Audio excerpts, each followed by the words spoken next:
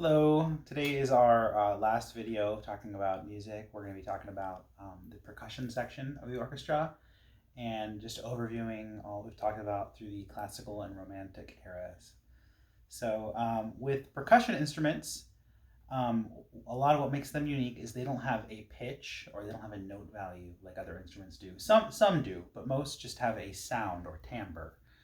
The most common would be the drums, things you'd hear like in a drum set, like a bass drum or a snare drum. Others just have one pitch, such as the triangle. You strike it and it makes a tone, but it doesn't necessarily have to be in the same key.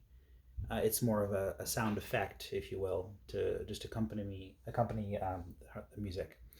There's also instruments like the xylophone and the marimba, which are like a keyboard, and they have all the same notes a keyboard does, but instead of playing a key with your fingers, you strike it with a mallet. What makes percussion instruments unique is they are all struck. They're hit with something else. The piano also is considered by some percussion instrument because the strings are struck with hammers. You're playing key with your fingers, but in turn it's striking the strings with hammers. Prior to that, other keyboard instruments, such as the harpsichord or the clavichord, had little wooden sticks that pushed the notes up, or they came out and plucked the strings individually. That had a very unique, harsh attack of a sound, and it didn't allow for any dynamic range at all. Dynamics are the loudness and the softness of the sounds, so there was only one volume level for those particular instruments.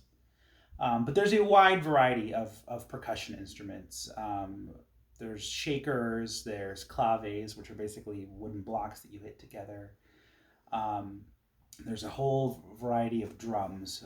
But percussion instruments, their purpose is to give sounds and textures to the orchestra that traditional instruments don't provide, and to keep time.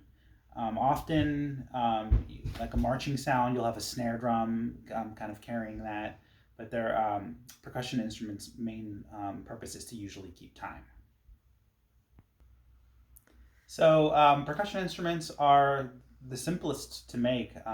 They're just basically making a noise. You could even make one yourself. It could be as simple as hitting two sticks together or using a wooden spoon to hit a pot in your kitchen. All of that has been used to make sound effects in commercials and movies, and even in unique pieces of music all throughout history. So I hope you enjoy making some music with percussion.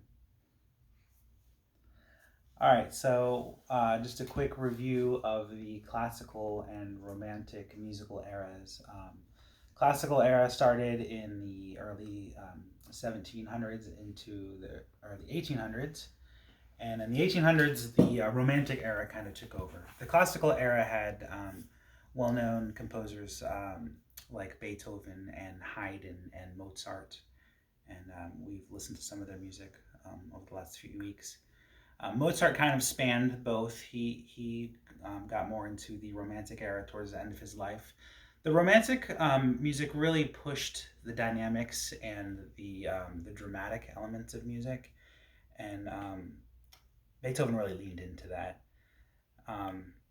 The Romantic era also lent itself to more solo piano composers and artists, simply because the instruments were getting better. They were getting more dynamic. Classical music was kind of in this box where there was a limit to how dramatic songs could be. It was kind of up to the notes itself to bring drama to the sound. But with pianos becoming more dynamic, we get all these really great piano composers like Franz Liszt and Frédéric Chopin. And in the same way, the orchestral music also got louder and got more dramatic. So that was all throughout the 17 and 1800s. And I hope that you've enjoyed this little brief history music lesson, and it's been fun making these videos for you guys. So take care.